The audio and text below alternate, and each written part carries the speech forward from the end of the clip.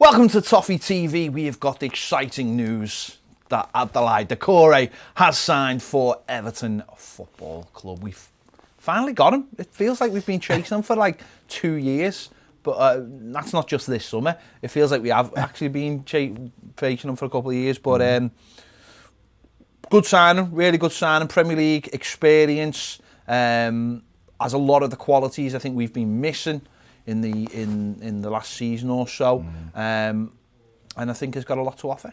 Definitely, it's one I've hoped we could do for a while, to be honest. Got good physique, gets around the pitch really well, adds goals as well from midfield, which is something that, you know, just last season, for instance, 9 goals across all of our midfield and wingers. And he, you know, this lad's got half a dozen at times for Watford and things. I think got 17 goals in 3 seasons for Watford. So, you know, if we can add that to us, 4 or 5 goals from that central area, it makes a big difference. But yeah, I've always been impressed with him when he's played against us. Always a physical player, you know, he's always seemed to be all over the pitch. It's got some deficiencies, we know he has, but, you know, been linked with Liverpool in the past and other teams, Arsenal, you know, teams who've been up around the top 4 as well. So we've been trying to get him for 2 seasons, really went big on him last summer, trying to get him in. Watford wouldn't sell, so it's really good that they've managed to get him in this summer. Yeah, and I think what he's got is a little bit different, like you're saying, than what we've already got him in field. I think, you know, certainly last season there was a lot of the midfield, the whole midfield. When you look at the whole 4, very, very similar in how they wanted to play. I think what's good about this guy as well, you know, he's played in 4-4-2s. He knows the system, playing, you know, certainly with one other centre midfielder. But I think we can use him in if we need to have a 3 in there, or definitely. And I think if you give him, a job to do as well, you know, whether it's a little bit more defensive or whether, you know, you want him box to box, I think he can do a little bit of both. You know, it's obviously got that physical presence that we've really struggled with. You know, we look at our midfield, it looks, you know, when you're relying on Andre Gomez to be the physicality in midfield, you know, even though he's a big lad, you know, you're on the, you know, you're going to struggle, and that obviously helps defensively and attacking wise as well. So, you know, set pieces and things like that. And I just think it's a good deal. It's a good deal. Okay, sometimes when you buy players that have gone down with a club, you know they will have obviously been part of the problem. But saying that, you know, we bought Garner, you know, from a relegated team, from really bad Villa side as well. No one knew what we were getting with him. I think with this guy, I think we all know what we're getting.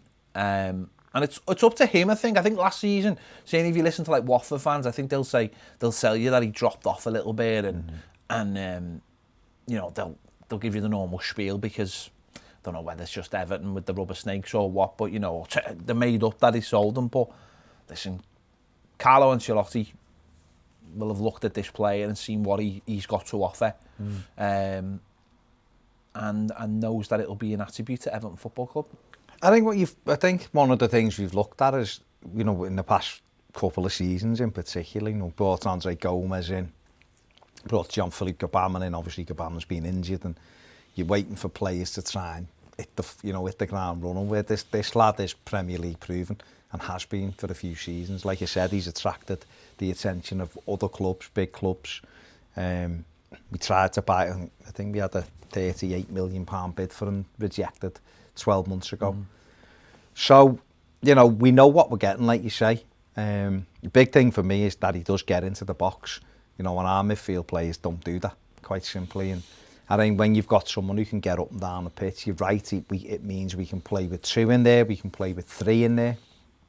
It gives you options, but the Premier League proven bit is vital, because he can come in, he knows the league. It's just about knowing his position in the team and getting in. And he's a player I would suggest you don't have to worry about. He comes in, you get him in that team, you go, right, off you go, and he'll know how to do his job. And like you said, when he's played against Everton for Watford, he's always been a handful.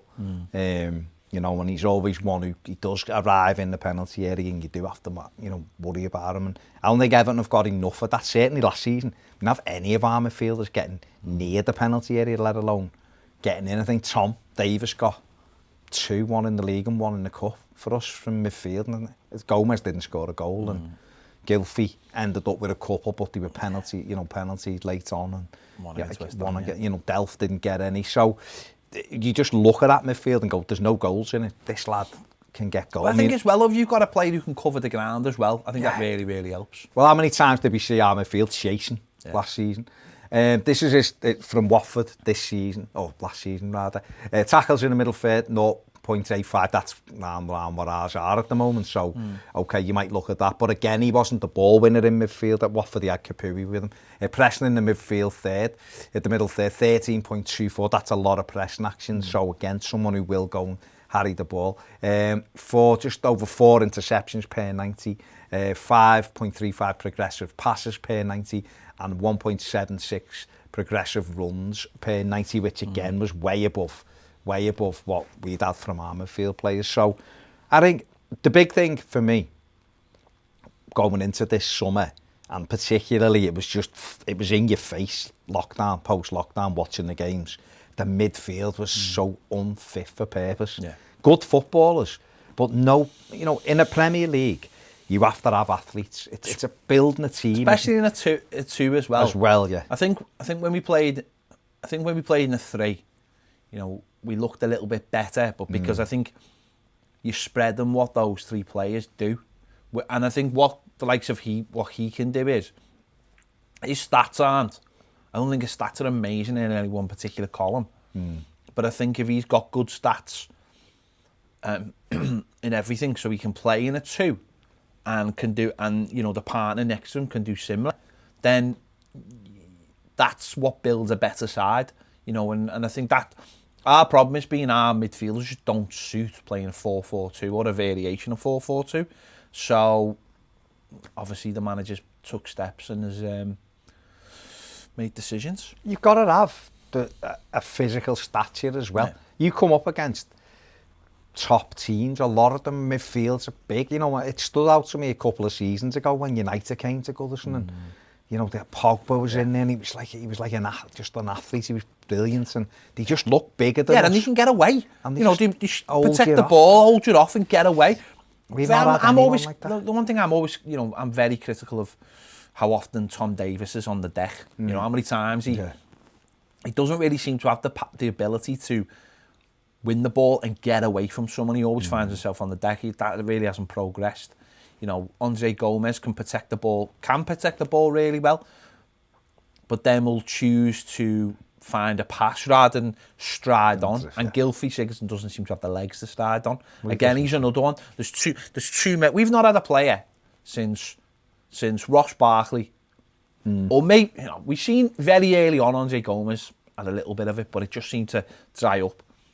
But we haven't a player since Ross Barkley who will get the ball and transition up the pitch with it. And I think that's something we really need. And I think we've seen bits of this player do that, drive on with the ball, take the ball, commit people. Or break while someone else has got the ball. But that's what I'm saying. How many times did we see last season Everton's defence just retreat because the opposition were coming at us as well. And I think that's the other way a player like that is a player can see the danger and can get back and just cover the ground. Well, let me ask you just about Gomez, because you just mentioned there, not wanting to drive forward. When we seen him driving forward, who did he have with him?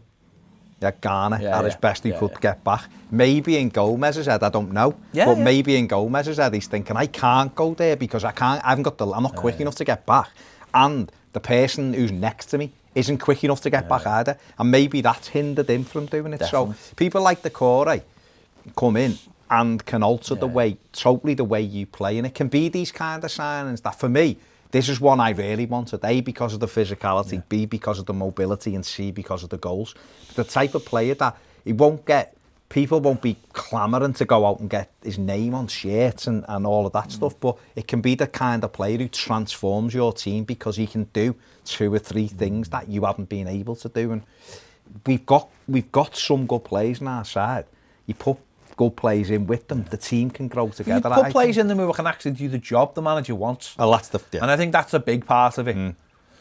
That midfield have pretty much 3 players who do very similar jobs, and can't do the big job, which is putting tackles in and transition with the ball, like we've said. And we've got also, again, this kind of signing takes the heat off Jean-Philippe Gbamin. Yeah. He can make sure this time that he comes back and he's ready to go. And then if you put him into that mix, another big lad, 6'3" or 4", another big lad who can get about the pitch, then all of a sudden you've got big options. You've got an athletic team that can compete and can work hard, and has got the fitness and have got the levels to compete and make it hard for the opposition. So, which is what it's all about. So I honestly think it's a I think it's a good signing. It's a good signing, and we'll wait and see how it helps turn the team. Hopefully it does. Hopefully, fingers crossed. Fingers crossed. Let us know your thoughts in the comments on this one. We'll have much more on the signing as well. I'm sure we'll get Andy in to do a few stats and on the players, some comparisons with similar players in the Premier League, let you know what he's all about. There you go. Thanks for watching. Make sure you give this video a like, subscribe if you haven't already, and if you want more great videos, live reactions to signings as well, get over and join us on Patreon. The link is in the description. See you later.